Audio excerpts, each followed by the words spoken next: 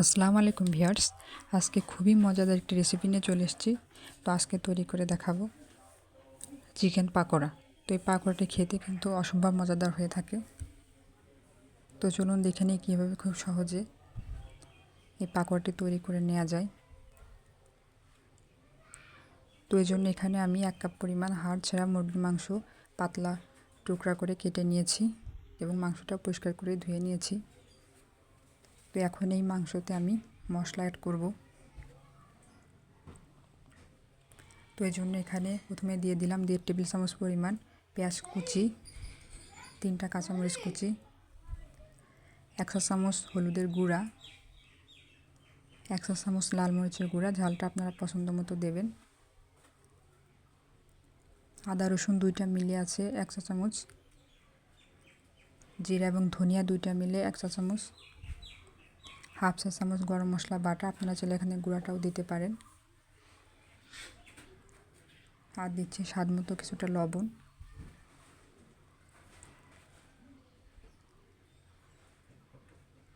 তো আর দিয়ে দেব 1 ফালি লেবুর রস। তো আমি এখানে 1 ফালি লেবুর রস দিয়ে দিলাম, 1.5 চা চামচের মতো হবে। তো লেবুর রসটা দিয়ে সব কিছু একসাথে ভালোভাবে একটু মিশিয়ে নেব। তারপর এতে আমি বেসন এবং চালের গুঁড়া অ্যাড করব। তো মেশানো হয়ে গেছে।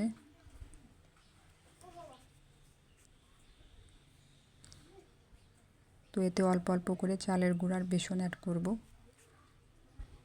এগুলো প্রথমে একটু মাংসের সাথে মিশিয়ে নিচ্ছি। তারপর এতে নর্মাল তাপমাত্রার পানি দিয়ে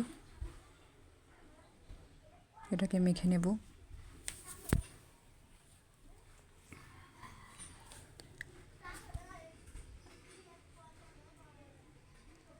তো আমি অল্প অল্প করে বেসন দিয়ে দিচ্ছি এবং পানি দিয়ে মেখে নিচ্ছি।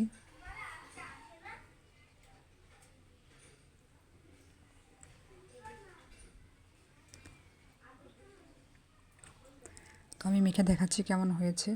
তো আমি টোটাল 4 টেবিল চামচ পরিমাণ বেসন এবং 2 টেবিল চামচ পরিমাণ চালের গুঁড়া ব্যবহার করেছি এবং অল্প অল্প করে পানি দিয়ে এরকম একটা মিশ্রণ তৈরি করে নিয়েছি। তো এখন এটাকে 5 মিনিটের জন্য রেস্টে রেখে দেব। আপনাদের হাতে সময় থাকলে 10 মিনিটও রাখতে পারেন। তো ফিরে আসছি 5 মিনিট পর। তো 5 মিনিট হয়ে গেছে। এখন এটাকে নিয়ে আমি ভাজতে চলে যাব। তো এটা খুব বেশি নরম বা খুব বেশি শক্ত করা যাবে না, এমন অবস্থায় মাখাতে হবে। তো চুলায় আমি বেশ কিছুটা সয়াবিন তেল গরম করতে দিয়েছি হাই হিটে। তেলটা গরম করে নেওয়ার পর যখন চিকেনটা দেব তখন জালটা মিডিয়াম থেকে একটু কমিয়ে দেব। গরম তেলটা দেওয়া যাবে না, তাহলে দেওয়ার সঙ্গে সঙ্গে উপরটা লাল হয়ে যাবে কিন্তু ভিতরে কাঁচা থেকে যাবে।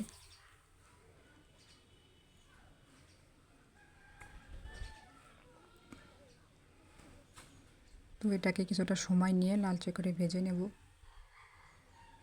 যতক্ষণ না কালার আসছে। তো আমার এটা হয়ে গেছে, তুলে নিয়েছি।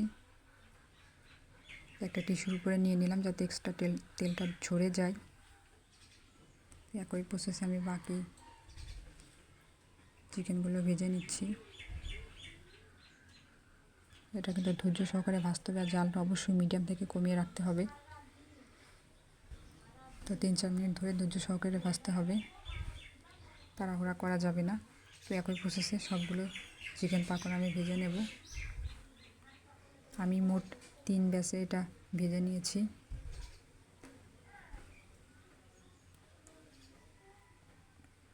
তো সবগুলো চিকেন পাকোড়া আমার ভাজা হয়ে গেছে। আমি এখন এটা পরিবেশন করে দেখাচ্ছি।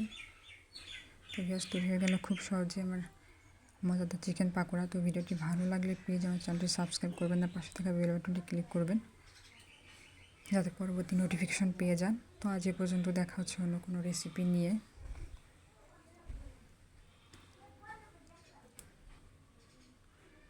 রেসিপিটি কেমন লাগলো অবশ্যই কমেন্টসে জানাবেন। তো আজ এ পর্যন্তই, সবাই ভালো থাকবেন। আল্লাহ হাফেজ।